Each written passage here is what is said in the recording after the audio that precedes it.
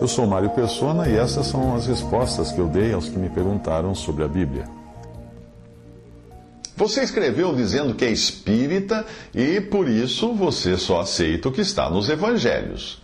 E é claro, lendo na ótica de Allan Kardec, né? E você considera o resto da Bíblia falso. Ou então diz que foi alterado, que a Igreja Católica adulterou a Bíblia, etc, etc. Ok. Você quer ficar só no evangelho? Você quer seguir só o que Jesus disse? Promete? Vamos fazer um acordo? Bem, então você já vai ter um problema enorme. Porque para crer nas palavras de Jesus, você vai precisar crer também no que Moisés escreveu. Aquele Moisés lá do Pentateuco, dos 5 primeiros livros da Bíblia, aquele que inclusive condena a comunicação com mortos. Você vai ter que crer no que ele escreveu. E ele escreveu esses 5 livros, os 5 primeiros livros da Bíblia, e também escreveu alguns salmos. Veja o que o Senhor Jesus disse aos fariseus, aos religiosos do seu tempo. Porque se vós cresceis em Moisés, creríeis em mim, porque de mim escreveu ele. Mas se não credes nos seus escritos, como crereis nas minhas palavras? João 5, 46 a 47. Ora, se você não crê no que escreveu Moisés, como pode crer no que disse Jesus, nas palavras de Jesus? Foi Jesus quem disse, e você não crê. Aí você escreveu, abre aspas, não acredito nesse papel salvador de Jesus. Ele não disse, eu sou a salvação.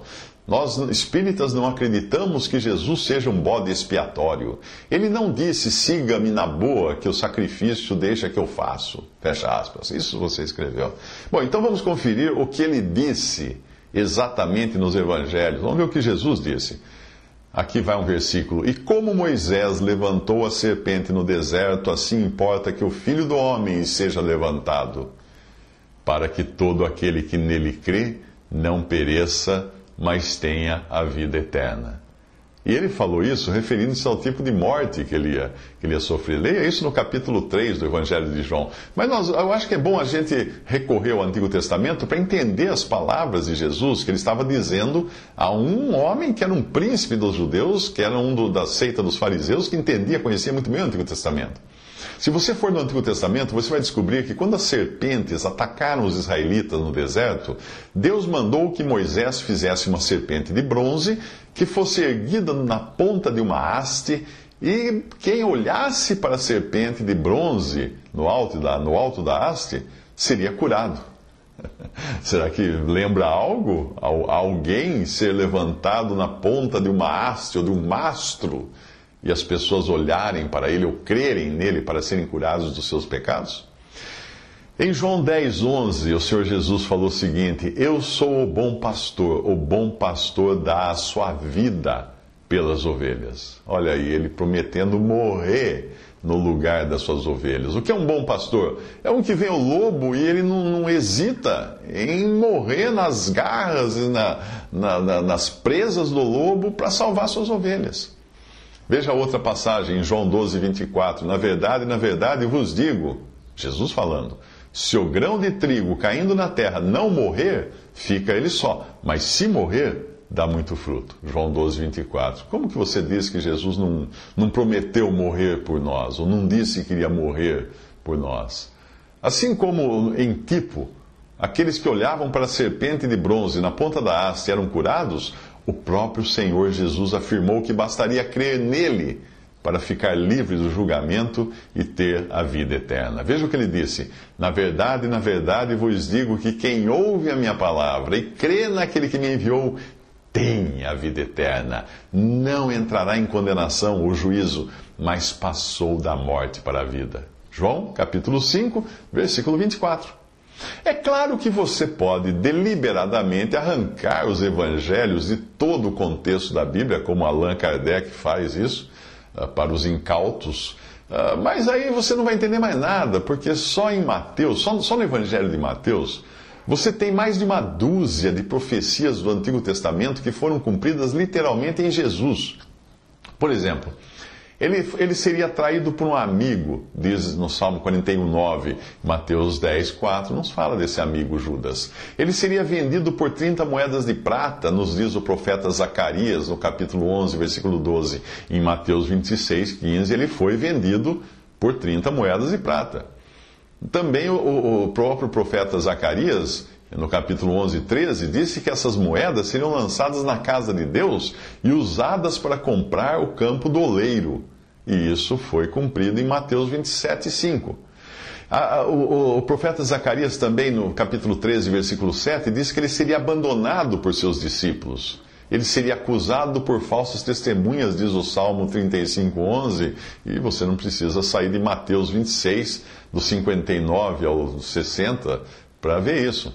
Também Isaías 53:7 disse que o Messias ficaria mudo diante de seus acusadores. E vá então em Mateus 27:12 para saber o que aconteceu.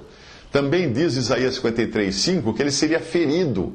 Leia Mateus 27:26. Que ele seria crucificado com ladrões em Isaías 53:12. Foi predito 700 anos antes de Cristo. E veja em Mateus 27:38 o que aconteceu. E por aí vai. Nós temos centenas de profecias.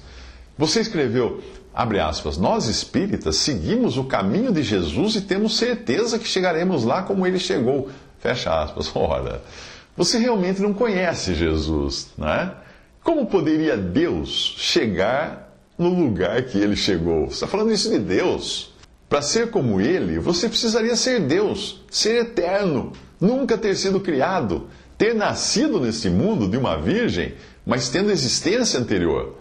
Não ter pecado em si mesmo, jamais cometer um pecado, ter o seu nascimento, a sua vida, a sua morte previstas com milhares de anos de antecedência pelos profetas. Você precisaria ter recebido do Pai a aprovação que dizia, este é meu filho amado. Você precisaria ter curado todos os tipos de enfermidades. Você precisaria ter ressuscitado mortos. Você precisaria ter morrido e você precisaria ter ressuscitado.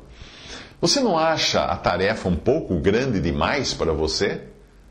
Alguém antes de você e antes de Jesus já quis chegar lá. Alguém já quis ser como ele pelos seus próprios meios. E o nome desse alguém, Satanás, Lúcifer.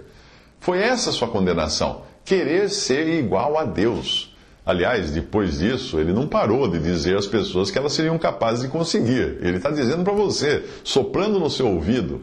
Lá no Gênesis diz que a serpente disse à mulher, certamente não morrereis, porque Deus sabe que no dia em que dele comerdes, do fruto proibido comerdes, se abrirão os vossos olhos e sereis como Deus.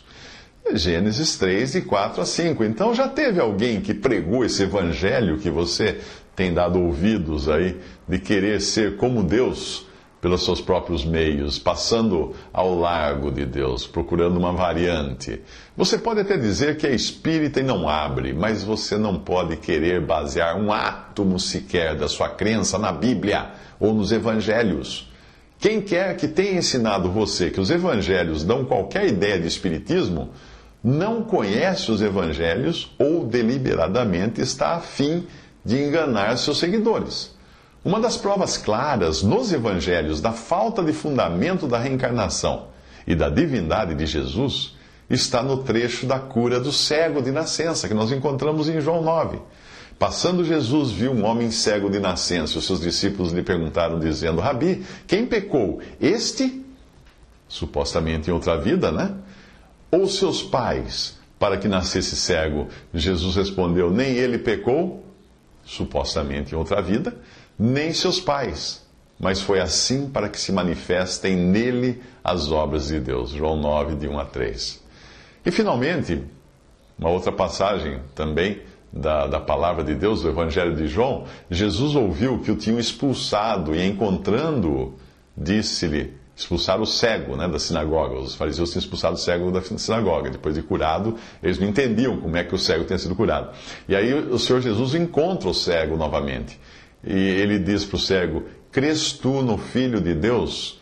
E o ex-cego respondeu e disse, quem é ele, Senhor, para que nele creia? E Jesus lhe disse, tu já o tens visto, e é aquele que fala contigo. E ele disse, creio, Senhor, e o adorou. Isso está em João 9, 35 a 38. Ora, para um judeu, como aquele ex-cego, fazia todo sentido adorar apenas aquele que fosse Deus, aquele que era a divindade em pessoa, porque seria uma heresia muito grande um judeu adorar um homem. E ali estava Jesus, aquele que é Deus e homem. E aí está você, dizendo que pelos seus próprios meios, pela sua bondade, sua caridade, sua religião, você vai um dia chegar onde Deus chegou. Isso é pretensão.